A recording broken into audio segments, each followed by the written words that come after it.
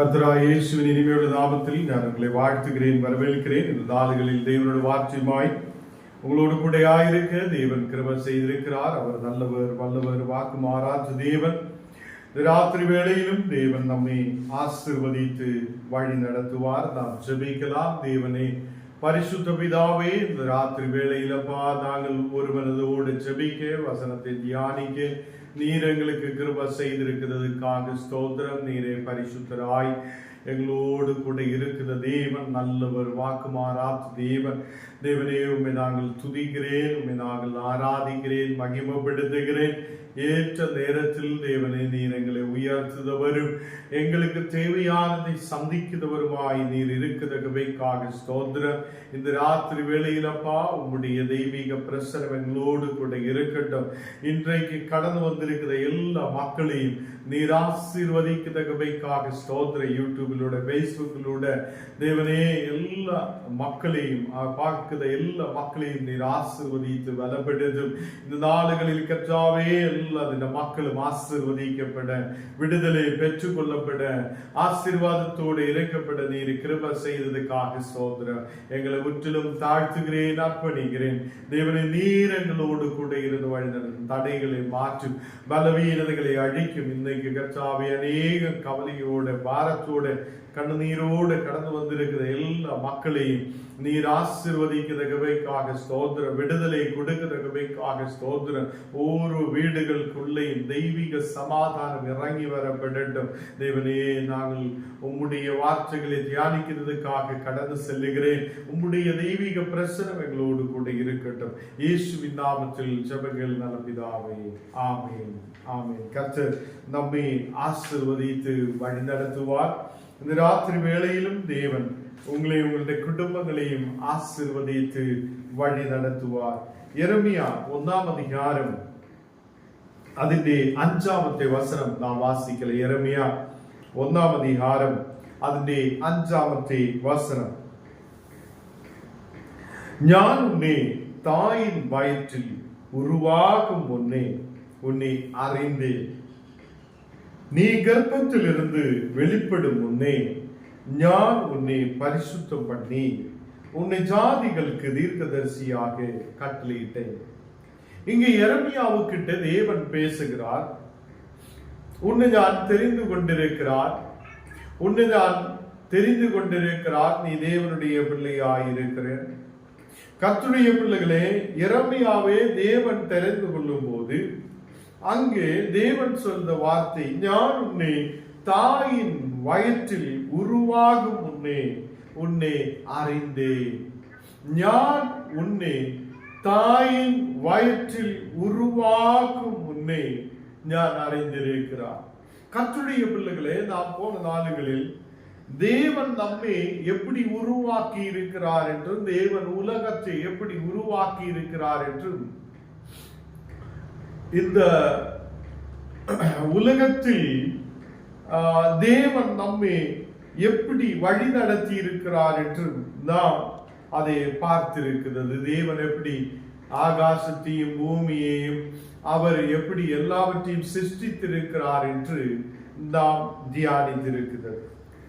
கர்த்தருடைய பிள்ளைகளை, இன்றைக்கு இங்கே தாயின் வயிற்றில் உருவாகும் முன்னே நான் உன்னை அறிந்திருக்கிறேன் என்று தேவன் சொல்லுகிறார். அப்போ என்னையும் உங்களையும் அறிந்திருக்குதா ஒரு தேவன் உண்டு. அப்போ தாயின் வயிற்றில் நாம் உருவாவதற்கு முன்னவே என்னை தெரிந்திருக்கிற தேவன்.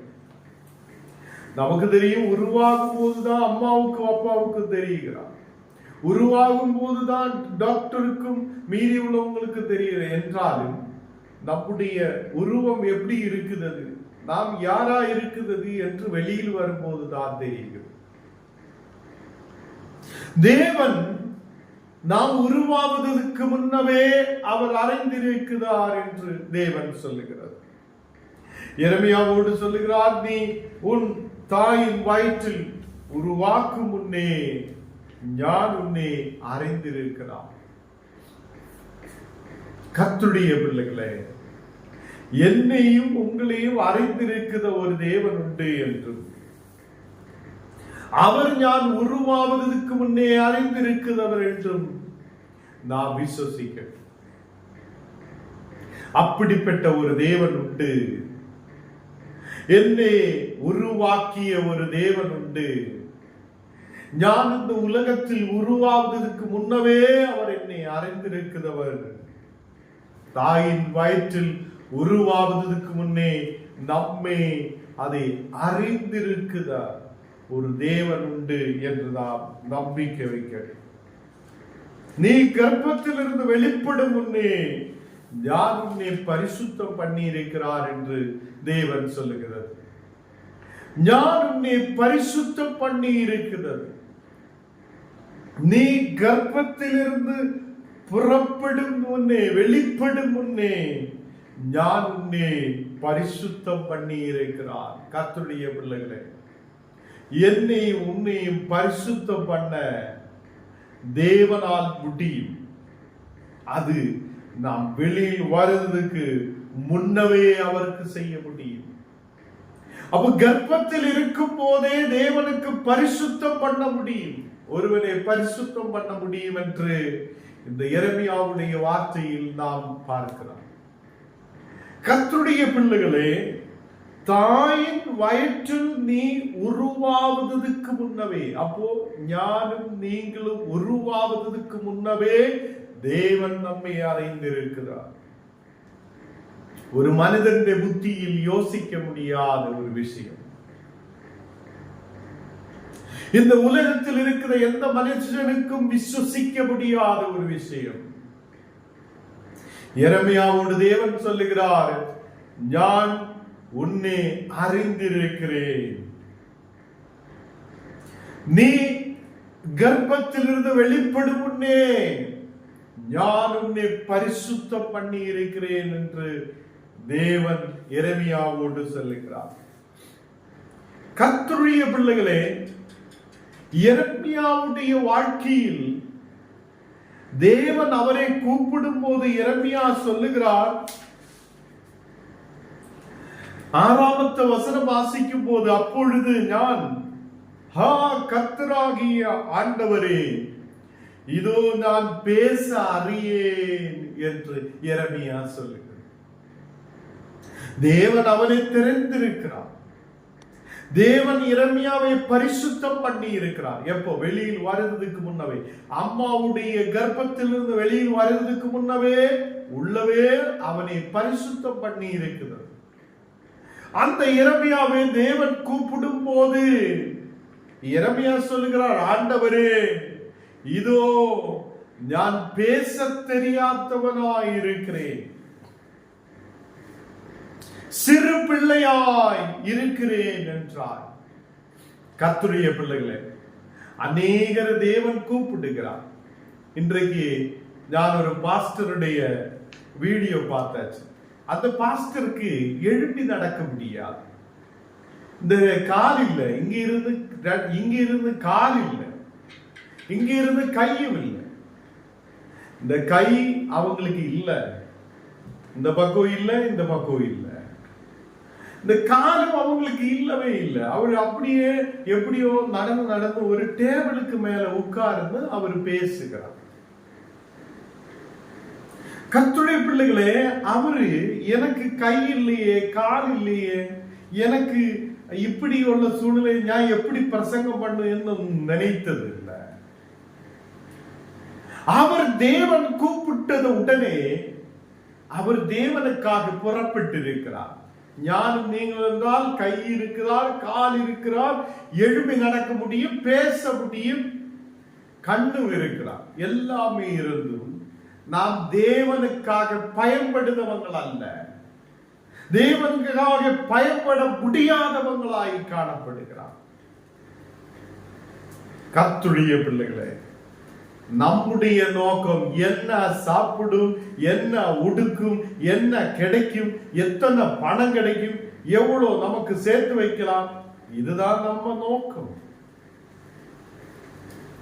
கர்த்தருடைய பிள்ளைகளே, இங்கு தேவன் எரேமியாவை கூப்பிடுகிறார். அவர் உடனே நான் சிறு பிள்ளையா இருக்கிறேன், எனக்கு பேச தெரியாது என்று சொல்லி இருக்கிறார். நான் முன்னவே சொல்லி அந்த பாஸ்டர் அவர் சொல்லல, எனக்கு கை இல்லையே, எனக்கு நடக்க முடியாதே, கால் இல்லையே என்று அவர் சொல்லியது இல்லை.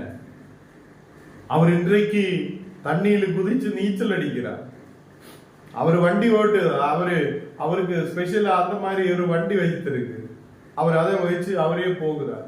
ஃபேமிலி இருக்குது, மனைவியும் பிள்ளைகளும் இருக்குது, பெரிய பிசினஸ் இருக்குது. இன்றைக்கு மனிதரால் செய்ய முடியாத எதுவுமே இல்லை என்று அந்த மனிதன் காட்டி இருக்கிறது. கர்த்தருடைய பிள்ளைகளே, சபை இருக்குது, தேவனுடைய ஊழியம் இருக்குது, பிசினஸ் இருக்குது, அவருக்கு எல்லாமே இருக்குது. இன்றைக்கு நமக்கு காலு கை இருந்தாலும் தேவனுக்காக பயன்பட முடியாத சூழ்நிலையில் நாம் காணப்படுகிறோம். ஒரு உண்மையான தேவன் நமக்கு இருக்கிறது, ஒரு உண்மையான கர்த்தர் நமக்கு இருக்கிறது. அவர் நம்மை உருவாக்கியவன் என்று எரேமியாவுடைய வார்த்தையிலிருந்து, எரேமியாவுடைய அந்த வசனத்திலிருந்து நமக்கு புரிகிறார். நீ உருவாகும் முன்னே நான் உன்னை அறிந்திருக்கிறேன். இந்த உலகத்தில் ஞானம் நீங்களும் இருக்கிறது நம்முடைய பெருமையாலே அல்ல, நம்முடைய செல்வத்தாலே அல்ல, நம்முடைய படிப்பினாலே அல்ல, நமக்கு இருக்கிற ஞானத்தாலே அல்ல. நாம் இந்த உலகத்தில் இருக்கிறது அது கர்த்தருடைய கிருபையாய் இருக்கிறார் என்று ஞானம் நீங்களும் புரியட்டும். அல்லேலூயா. இந்த நாடுகளில் எரேமியாவை கூப்பிடும் போது அங்கே எரேமியா சொல்லுகிறார், ஆண்டவரே நான் சிறு பிள்ளையாய் இருக்கிறேன். 7வது வசனத்தில் வாசிக்கும் போது, ஆனாலும் கர்த்தர் நான் சிறு பிள்ளை என்று நீ சொல்லாதே. அப்போ கர்த்தர் ஆண்டவரான தேவன் எரேமியாவோடு பேசி இருக்கிறது. நான் நீங்கள் நம்புதா இல்லையோ, தேவனுடைய வார்த்தை சொல்லுகிறார், ஆண்டவர் எரேமியாவோடு பேசுகிறார். இன்றைக்கு நம்மோடு கூடயும் தேவனுக்கு பேச முடியும். நாம் அவரை தேடுவதில்லை, நாம் அவரை ஆராதிக்கிறதுக்காக நேரத்தை எடுக்கிறதில்லை. இதனால தேவன் நமக்கிட்ட பேசுறதில்லை. கர்த்தருடைய பிள்ளைகளே, ஏதோ ஒரு ஊழியக்காரன் மூலமாக உங்களோடு பேசினாலும் நீங்க நம்ப மாட்டீங்க. இன்றைக்கு மந்திரக்காரன் சொல்லுது நாம் நம்புவோம். உலகத்திலே ஏதோ ஒரு மனிதன் சொல்லுது நாம் நம்புவோம். ஒரு ஊழியக்காரன் தேவனுக்கிட்ட ஜெபிச்சு சொல்லியா நம்ம நம்புறது இல்லை. ஏனென்றால் விசுவசிக்க முடியாத விஷயம். எரேமியாவுக்கிட்டையும் ஆண்டவர் சொல்லுகிறார், நீ அம்மாவோட உதரத்தில் அது கர்ப்பத்தில் இருக்கும் போதே நான் உன்னை பரிசுத்தம் பண்ணி இருக்கிறேன் என்று சொல்லும் போது எரேமியா அங்க நம்பியது அந்த விஷயத்தை ஏற்றெடுக்க முடியாது இருக்கிறார். எரேமியா சொல்லுகிறார், நான் பேச தெரியும், எனக்கு நான் சிறு பிள்ளையாக இருக்கிறேன். அப்போ தேவன் சொல்லுகிறார், நீ சிறு பிள்ளை என்று நீ சொல்லாதே, நான் உன்னை அனுப்புகிறதா எல்லாரிடத்திலும் நீ போய் நான் உனக்கு கட்டளையிடுகிறவைகளை எல்லாம் நீ பேசுவாயாக என்று தேவன் சொல்லுகிறார். நான் உன்னை அனுப்ப போகிறேன், நான் உன்னை அனுப்புத இடத்தில் நீ கடந்து செல்ல வேண்டும். நான் அனுப்புத இடத்தில் நீர் கடந்து சென்று நான் சொல்லுதவைகளை எல்லாம் நீ அங்கே பிரஸ்தாபிக்க வேண்டும், சொல்ல வேண்டும், பேச வேண்டும் என்று தேவன் சொல்லுகிறது.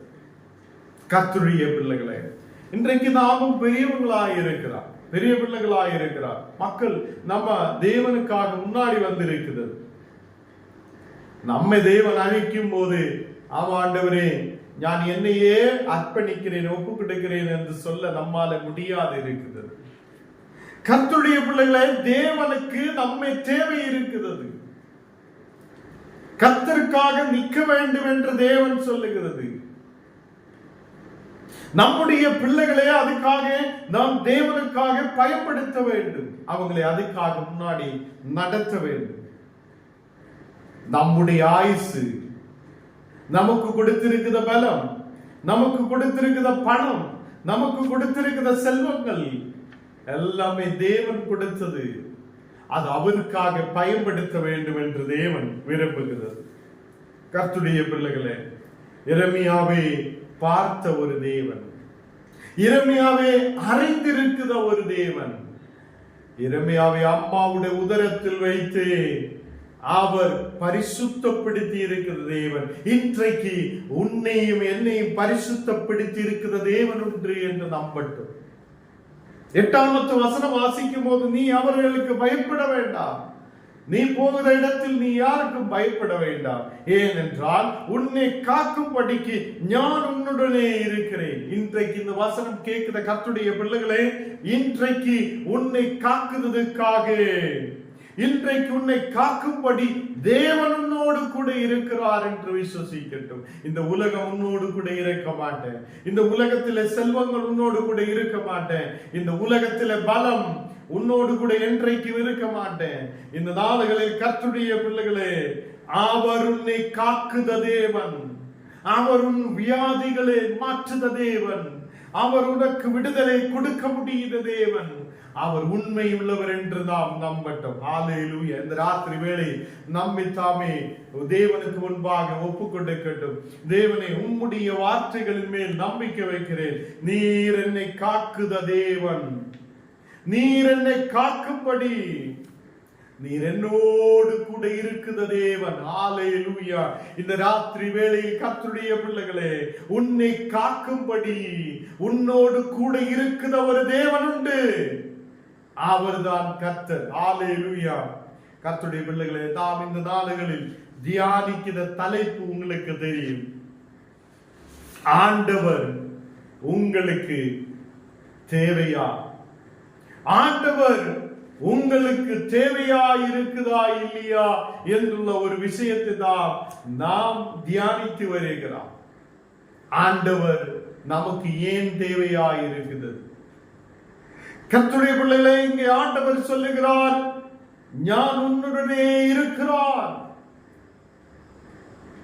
நீ பயப்பட வேண்டாம், உன்னை நடத்த முடியுத தேவன், உன் பிரச்சனைகளை மாற்ற முடியுத தேவன், உன்னுடைய வியாதிகளை குணமாக்க முடியுத தேவன், உன்னை காக்கும்படி நான் உன்னுடனே இருக்கிறேன் என்று கர்த்தர் எரேமியாவோடு சொல்லுகிறார்.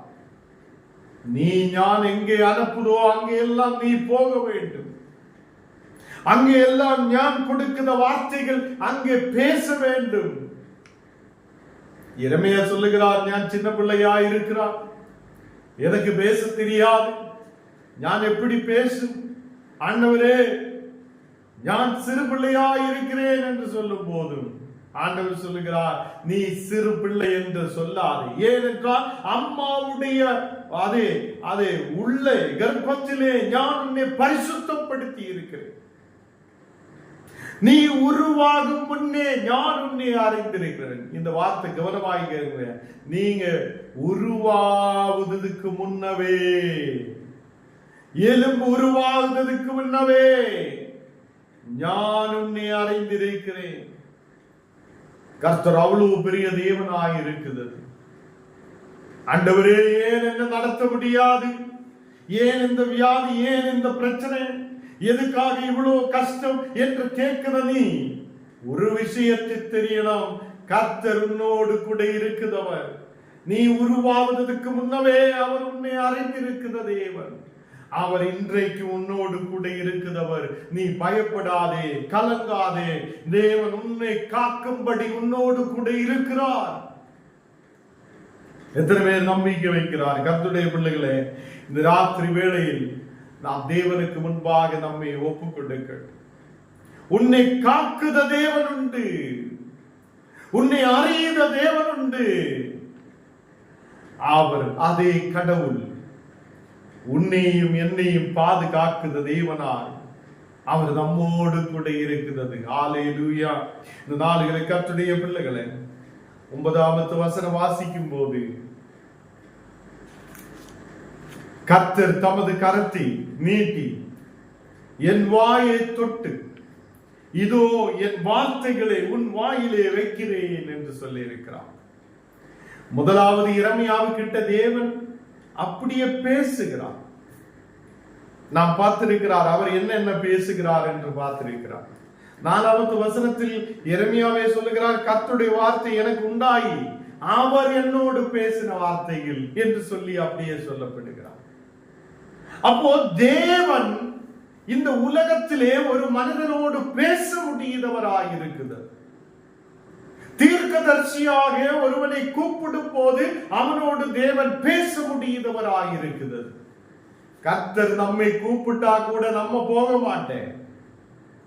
கர்த்தர் நம்மை கூப்பிட்டாலும் ஆண்டவரே உன்னோட வார்த்தையை சொல்லுறதுக்காக நாங்க போக மாட்டேன் என்று சொல்லி இருக்கிற எத்தனையோ மக்கள், தேவனுக்காக பயன்படுத்த மக்களாய் காணப்படட்டும். எரேமியாவு அப்படியே சொல்லுகிறார், நம்ம மாதிரிதான், தேவனை நான் சிறு பிள்ளையாய் இருக்கிறேன், எனக்கு பேச தெரியாதே என்று சொல்லி அவர் சாக்கு போக்கு சொல்லி அப்படியே போகிறார். கர்த்தருடைய பிள்ளைகளே, அப்போ தேவனும் எரேமியாவும் இங்கே பேசுவதை நாம் பார்த்திருக்கிறது. அதுக்கப்புறம் அவர் சொல்லுகிறார், நீ பயப்படாதே, நான் உன்னை காக்கும்படி உன்னோடு கூட இருப்பேன். இந்த ராத்திரி வேளையில் தேவன் உன்னோடு கூடயும் பேச முடியாதவராய் இருக்கிறார். இன்னைக்கு பேஸ்புக்கிலூட யூடியூபிலூட இந்த வசனங்கள் கேட்கிற கர்த்தருடைய பிள்ளைகளை, தேவன் உன்னை காக்கும்படி உன்னோடு கூட இருக்கிறது. தேவன் உன்னை காக்கும்படி உன்னோடு கூட இருக்கிறது. அவர் உண்மையான தேவனாய் இருக்கிறது. இங்கே அடுத்த விஷயம் தான், அவர் தமது கரத்தை நீட்டுகிறார். அப்போ தேவன் அவருடைய கரத்தை நம்மேல் நீட்ட முடியாதவராயிருக்கிறது.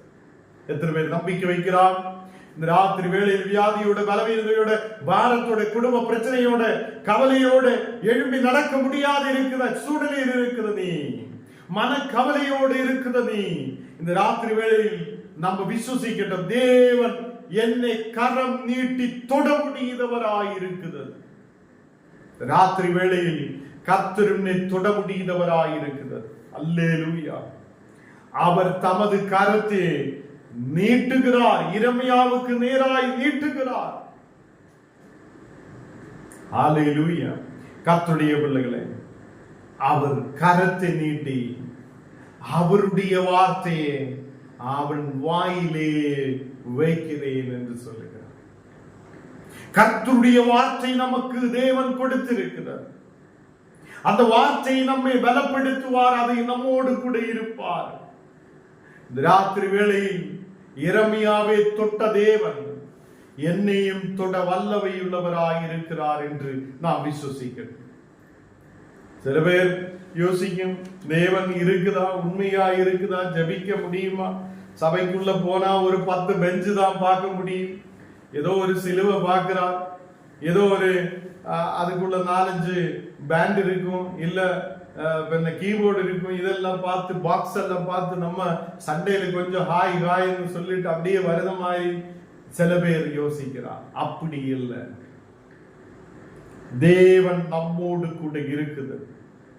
உண்மையாய் அவர் நம்மை தொட முடியுத தேவன். உண்மையாய் அவருடைய கரம் நம்மேல் நீட்ட முடியுத தேவன்.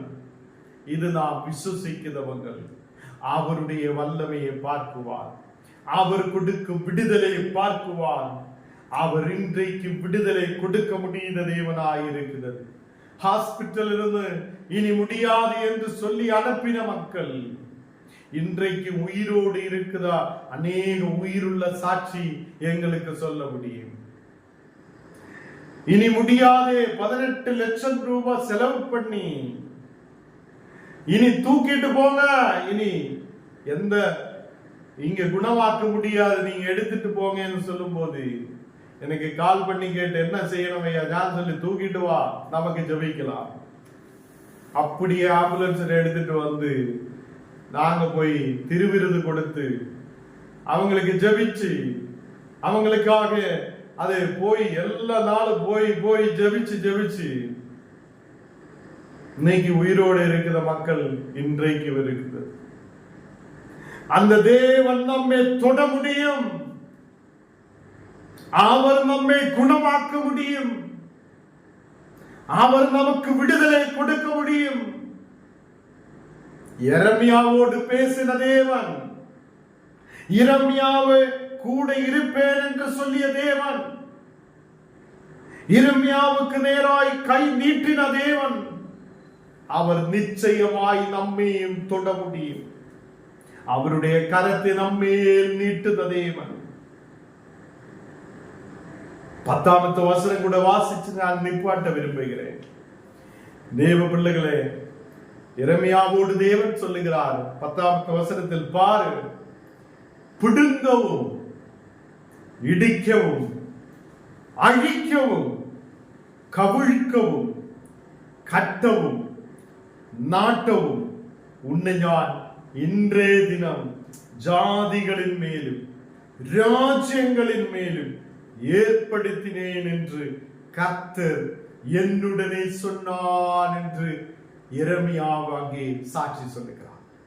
அப்ப எரேமியாவோடு தேவன் சொல்லுறது, நீ ஞாயிற்று காலம் மட்டும் போய் சபையில் நின்று சோத்திர ஆண்டவரை நன்றி அப்பான்னு சொல்லிட்டு வா என்று அல்ல. ஊழியரும் சொல்லும் போது ஏதோ வீடு வீடா ஓடி போய் வசனம் சொல்லணும், இது மட்டும் அல்ல. அங்க தேவன் கொடுக்கிற அதிகாரத்தை பாருங்க.